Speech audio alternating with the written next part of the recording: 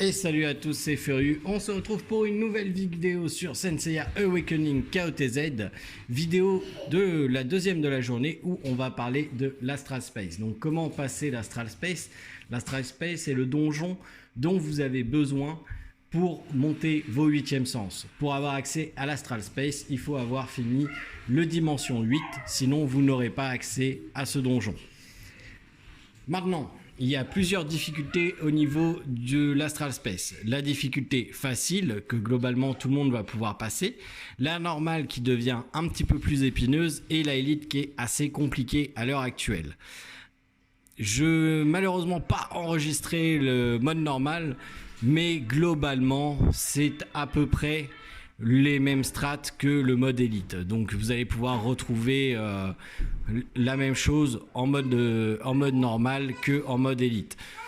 Sachant que les deux premiers boss du mode normal sont assez simples. Ça va être plutôt le troisième boss qui va être assez difficile. Pour moi, les persos importants au niveau de l'Astral Space sont Deathmask, Mu, Aphrodite, Saori, Chakara Yashiki. Et qui c'est que j'ai oublié encore? Aphrodite, Chakaraya, Deathmask, Mu, Saori. Aphrodite, ouais, c'est à peu près ça. En gros, le premier boss pour le Elite, vous allez avoir besoin, selon la technique que j'ai utilisée, Mu, Deathmask et Marine en level 80. Pour le deuxième boss, vous aurez besoin seulement d'Aphrodite en level 80. Et pour le troisième boss, il va vous falloir aligner la team Kiki, Nachi, Saori, Chakara Yashiki, Seiya et Luna. Sachant que là-dedans, le seul 80 que j'ai, c'est Chakara Yashiki. Les autres sont 70, voire mon Nachi est level 59. Même pas 60, le pauvre petit. Donc, on va commencer par le mode facile, qui était facile, comme son nom l'indique. Honnêtement, je pense que vous pouvez aligner à peu près ce que vous voulez et vous allez pouvoir le passer. Donc, j'y suis allé avec le Afro en premier. Voilà, j'ai voulu aller avec le Afro. Afro va slot un boss en élite, donc le mode normal, le mode facile, comment dire, il s'en moque carrément à fond. Honnêtement, il s'en moque à fond.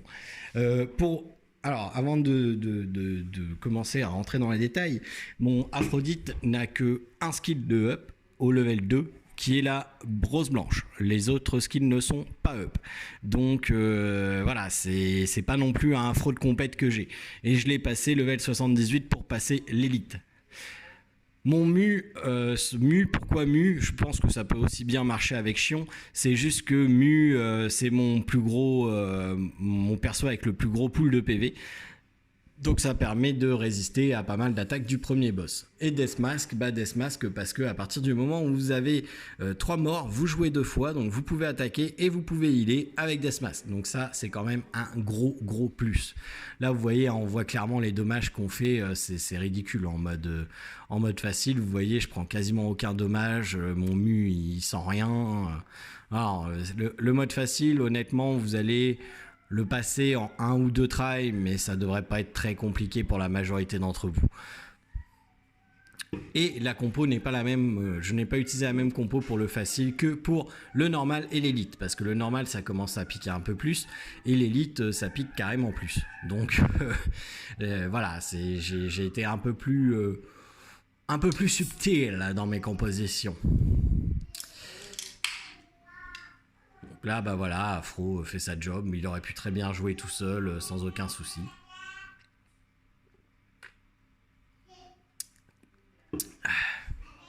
Donc là, le boss se transforme et vous rentrez dans le deuxième combat.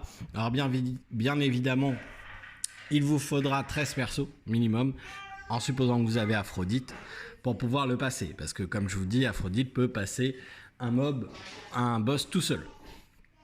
Donc si vous avez Afro, ça vous fait sauver 5 persos quand même. C'est pas négligeable. Et après, j'ai envie de dire, pour la première strat, en fait, vous mettez Marine, Deathmask et Mu. Vous pouvez mettre 3 level 1 à côté, ça changera rien. Donc à la limite, ouais, donc ça fait 4 plus 6, ouais, 10 persos. Si vous avez les bons persos, ça vous prendra 10 persos maximum. Après, vous pouvez mettre des level 1 à côté dans la strat numéro 1, vous verrez, ça changera rien, ils se font one shot dès le début du combat. Donc qu'ils soient 70 runés ou level 1 par runé, même chose, même combat.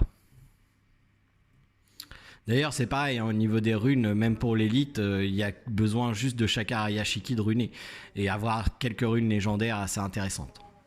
On va en parler par la suite. Là, encore une fois, on n'a aucune difficulté, hein. Je mets le hit de Kacha, mais au final, il sert pas à grand chose le hit de Kacha. Donc là, profitez-en, c'est la dernière fois que vous voyez Yo, parce que j'ai sacrifié Yo pour monter mon Aphrodite, étant donné que je le joue jamais, Yo. Je le joue jamais, donc je sais même pas pourquoi je l'ai mis là. Donc là, le but avec cette strat là, c'est de tuer le mob qui apparaît pour faire un spectre pour Deathmask et par la suite taper le boss avec les spectres. Donc là, vous voyez, hein, le boss est déjà à moitié de vie et j'ai pas perdu, quoi.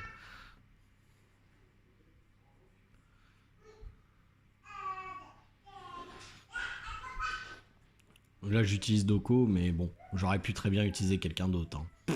Honnêtement, voilà. Donc, je pense voilà, vraiment que le mode facile, beaucoup de monde peut le passer et ça vous permettra de débloquer les 8e sens pour passer le mode normal et le mode normal lui permettra de débloquer les 8e sens pour passer le mode élite. Encore une fois, pendant que le mode avance, je vous rappelle que le défi Utip est toujours en place, donc le premier palier est quasiment atteint. Après, on enchaînera sur le deuxième palier pour finir le troisième palier avec des récompenses. À chaque palier, les récompenses seront faites en fin de mois, bien entendu. Donc, n'hésitez pas, vous trouverez le lien Utip dans la description de la vidéo. Donc du coup, ça c'est le dernier boss, donc on commence déjà à voir sa spécificité, c'est qu'il a 3 boules autour de lui et que chaque boule a une attaque spéciale et que vous avez besoin d'attaquer pour faire changer les boules. Donc là, pour le coup, la boule mauve ne one-shot pas encore parce que c'est le mode facile. Après, il one-shotera quand ça sera en mode élite, hein. D'où la présence de Saori qui est nécessaire pour raise le Shakar Yashiki à chaque tour. Parce que la nouvelle rune est présente, mais la nouvelle rune ne le fera qu'un tour.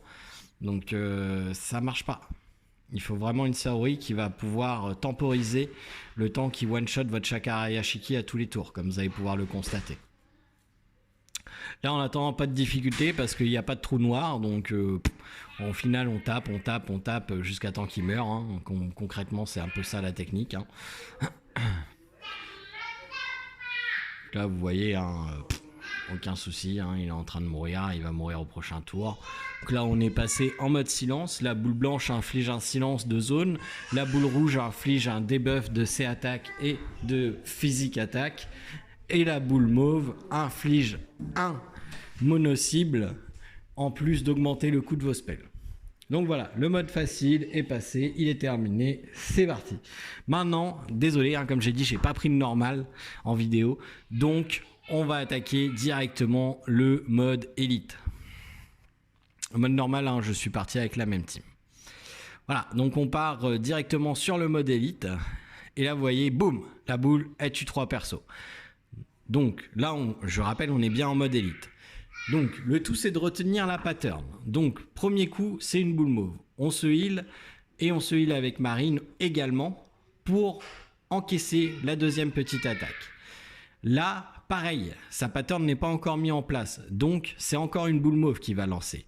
Du coup, on se heal au maximum pour avoir tous les points de vie pour pouvoir résister à la boule mauve qui fait très mal. Et là, la pattern rentre en ligne de compte. Donc là, on peut s'amuser à lancer l'extinction qui va faire un peu de dégâts, avec ensuite les spectres, et cracher les spectres sur le boss, parce que là, il va stun le Mu, et Mu a assez de points de vie pour résister avec juste un stun. Donc là, vous voyez, Mu a résisté. Là, encore une fois, ça va être la petite attaque, et du fait du heal de la marine, les persos vont résister à la petite attaque, donc on peut encore cracher les spectres. Là, on se heal. Du coup, là, c'est la petite attaque. Donc, ils sont silence, mais c'est pas grave parce que DM, de par son passif, joue 2 fois étant donné qu'il y a 3 morts. Et là, on se heal parce que c'est la boule mauve qui va arriver. On se heal avec Marine aussi et on se met au max PV. Et là, la pattern recommence. La boule mauve arrive, on fait la Starlight parce que ça va être un stun, on crache les spectres, on heal avec Marine, Mu est stun, on invoque les spectres, on recrache les spectres, on heal avec Marine, on prend la petite attaque, on invoque les spectres, on se heal avec les spectres, on se heal avec Marine, on prend la boule mauve, et ainsi de suite, jusqu'au dernier tour, où même si le dernier tour, ça va être la boule mauve qui était supposée arriver, bah on va faire le maximum de dégâts parce qu'il n'y aura pas d'autres tours par la suite. Donc là, vous voyez la petite attaque. C'est la même pattern, tout le temps, tout le temps, tout le temps, tout le temps, et il stun le mu tout le temps, tout le temps, tout le temps. Donc, n'hésitez pas, c'est une équipe qui marche. Là, vous voyez, on va se prendre la grosse moule, donc on se heal. Et voilà la boule mauve. Et là, on refait du dommage. Donc, ma marine est avec fait démarrer pour ajouter un Cosmo en plus au début du tour pour pouvoir heal avec marine. Et mon Deathmask est avec Géant des Rois. Et mon mu avec Savonnette, bien entendu, pour pouvoir avoir un gain de survivabilité en plus.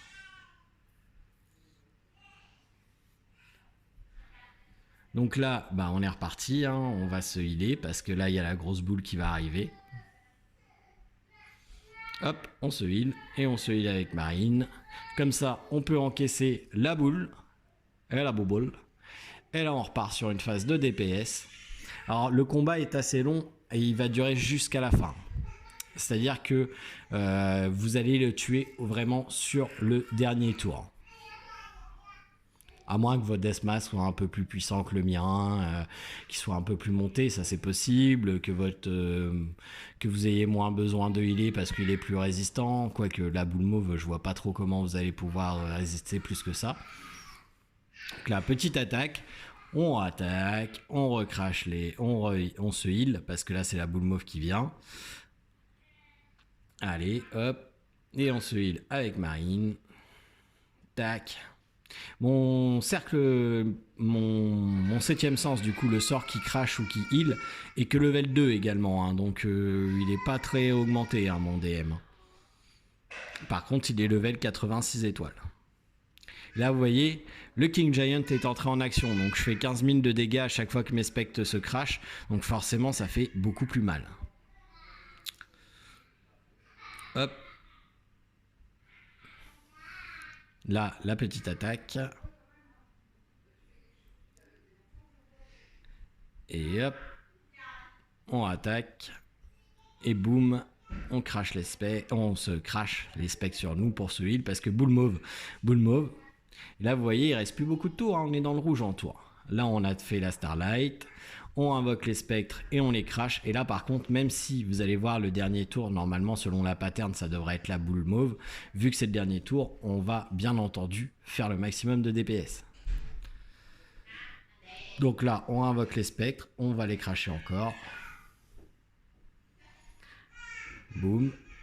Là, on heal parce que sinon, tout le monde va mourir. Et là, on va faire le max de DPS.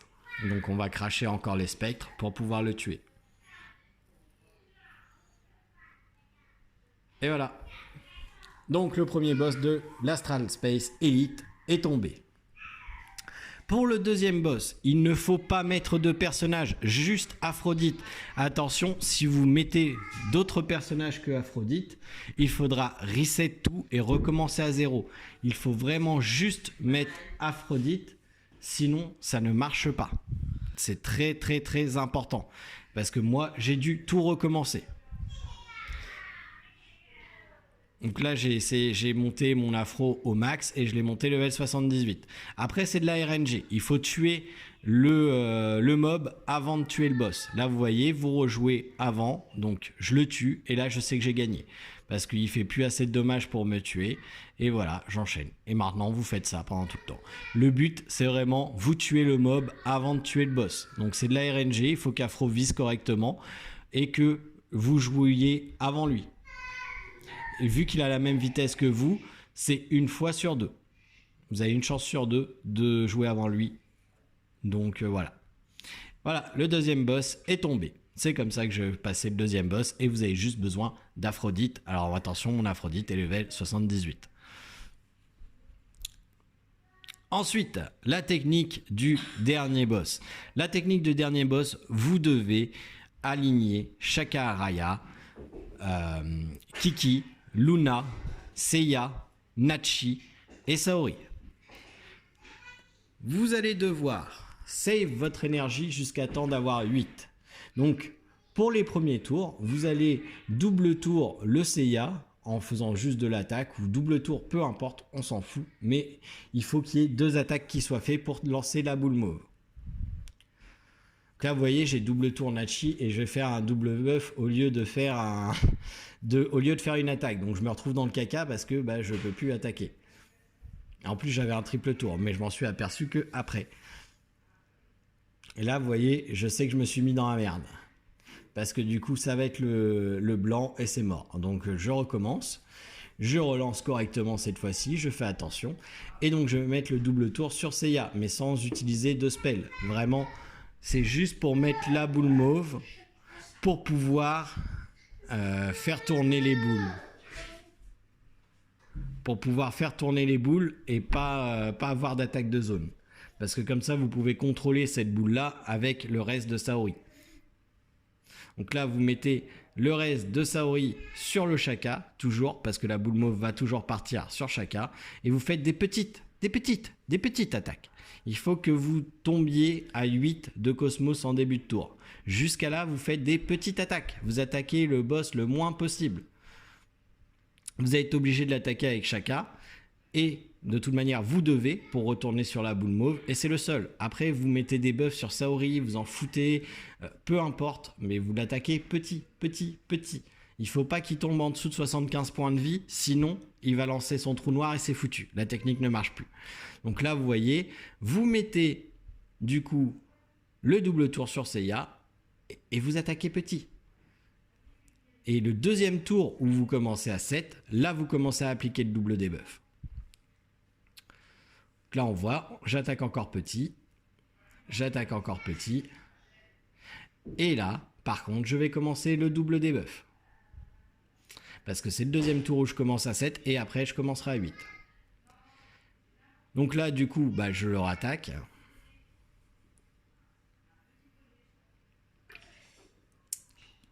Toujours ne pas buffer le Seiya, éviter pour infliger le moins de dégâts possible. Là, vous mettez encore le reste sur Shaka. Vous mettez les 2 debuffs cette fois. Et mon Seiya a Elfe 200 pour réduire encore la défense de mon adversaire. Je vous conseille de mettre Elfe 200. Le reste n'a pas trop d'importance. Si mettez chaîne des Phaistos sur Shaka, c'est toujours mieux. Et là, donc là, c'est le tour de grâce. C'est la fin des haricots. Donc là, voilà, j'empêche. Du coup, je n'attaque pas avec Shaka. Je mets le spell à 4. Et vu que j'ai eu les 8, je suis bon. Et il faut à tout prix que ça soit la boule blanche. Si c'est la boule rouge, ça ne marchera pas parce que les dégâts seront réduits. Et là, vous voyez, il n'a plus de points de vie. Je finis avec un Akala des familles. Et c'est gagné. Et voilà comment j'ai passé l'Astral Space Elite. J'espère que vous y arriverez de votre côté. Et j'espère que cette vidéo vous aidera. A tout à l'heure pour une prochaine vidéo. Allez, salut!